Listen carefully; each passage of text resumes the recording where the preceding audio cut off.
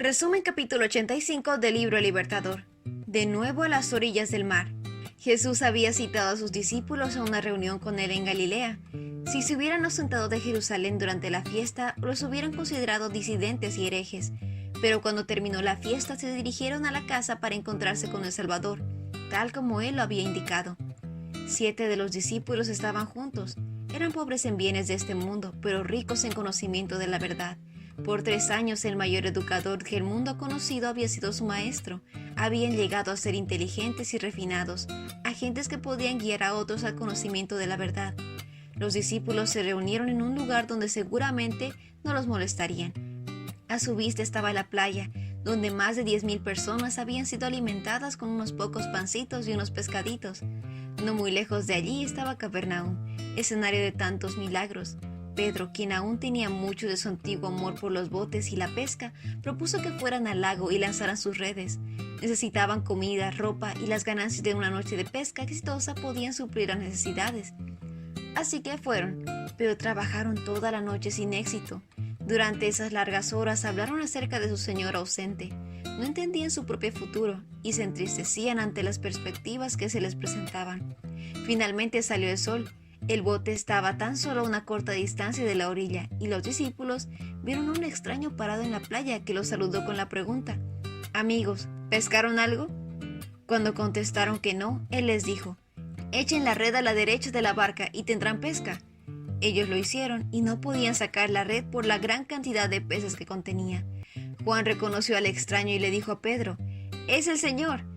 Pedro estaba tan feliz que se lanzó al agua y pronto llegó hasta donde estaba su maestro. Los otros discípulos vinieron en su barca y arrastraron las redes con los peces. Cuando llegaron encontraron el desayuno preparado para ellos: pescado a la brasa y pan. Jesús dijo: «Traigan algunos de los pescados que acaban de sacar». Pedro se apresuró a buscar la red que él había echado y ayudó a arrastrarla hasta la orilla. Después de que terminaron con esto, Jesús repartió la comida entre ellos. Los 7 conocieron y reconocieron quién era, pero un asombro misterioso reinaba en aquel lugar, y en silencio contemplaron a su Salvador resucitado. Recordaron vívidamente la escena al lado del mar cuando Jesús los había invitado a seguirlos.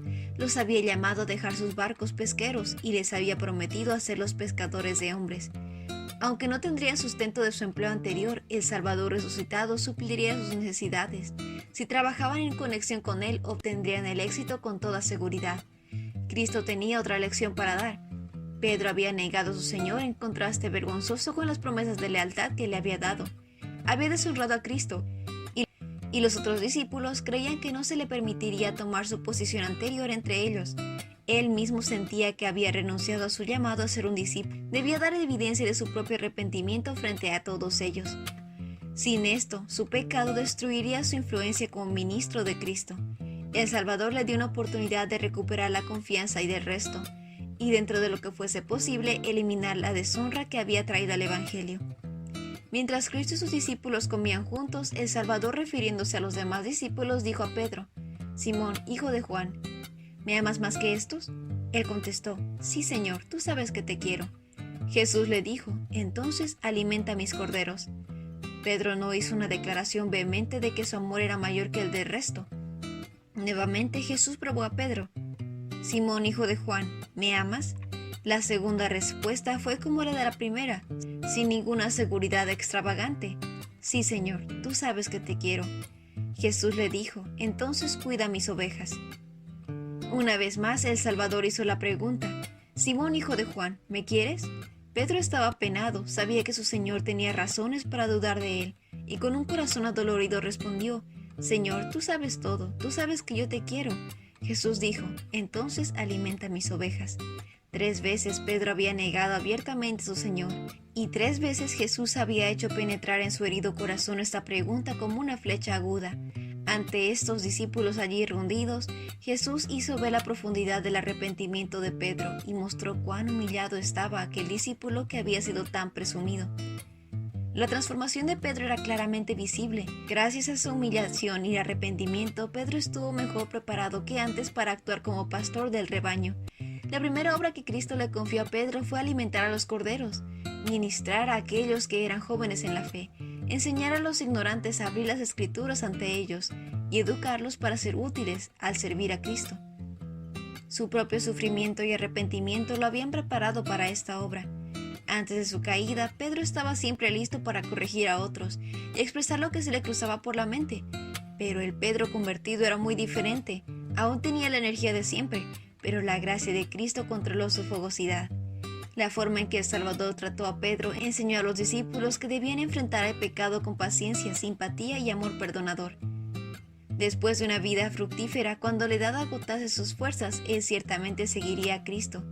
Jesús dijo: cuando eras joven podías hacer lo que querías, te vestías a ti mismo e ibas a donde querías ir.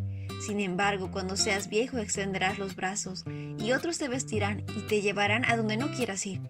Jesús dijo esto para darle a conocer el tipo de muerte con la que Pedro glorificaría a Dios. De esta forma Jesús le anunció que extendería en sus manos sobre la cruz. Nuevamente invitó a su discípulo: sígueme. Pedro no quedó desanimado por esta revelación, estaba dispuesto a aceptar cualquier muerte por su Señor.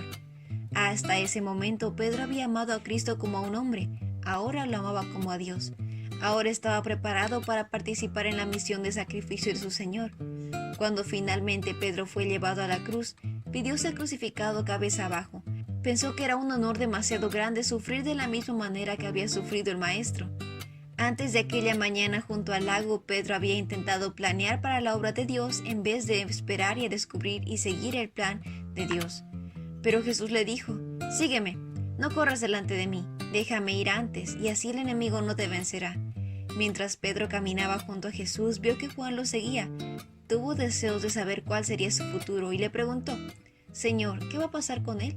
Jesús contestó: si quiero que él siga vivo hasta que yo regrese, ¿qué tiene que ver contigo? En cuanto a ti, sígueme. Lo que Jesús requería de ambos era que lo obedecieran. ¿Cuántos hoy están interesados en los asuntos de los otros, ansiosos por conocer el deber de estos, y mientras corren el peligro de descuidar su propio trabajo? Es hora de mirar a Cristo y seguirlo. Al contemplarlo seremos transformados. Juan vivió para la destrucción de Jerusalén y la ruina del templo, símbolos de la ruina final del mundo. Hasta sus últimos días siguió de cerca a Cristo.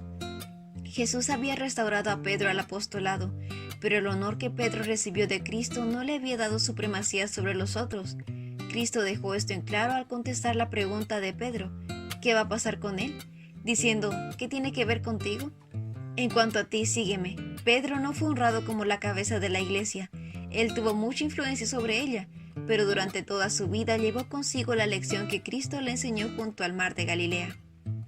Ese fue el resumen del capítulo 85 del libro El Libertador. No olvides compartir este video con tus compañeros de clase o con otras personas que tú creas que puedan necesitar escuchar este mensaje. Nos vemos la próxima.